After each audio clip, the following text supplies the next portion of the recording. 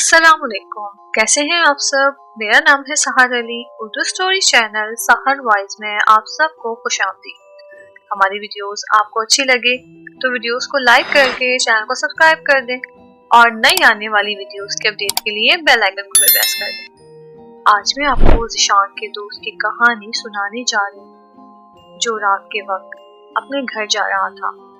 मौसम काफी खराब था। ज़िशान ने उसे रोकने का कहा, मगर वो ना माना, तो ज़िशान उसे स्टॉप तक छोड़ आए। ज़िशान का दोस्त काफी देर तक बस का इंतजार करता रहा, लेकिन बस नहीं आई। थोड़ी देर बाद एक खूबसूरत हसीना अपनी गाड़ी उनके पास रोकती है। वो उसे देखकर अपने होश गंवा बैठता है और अपनी किस्मत पर रश कर रहा होता है।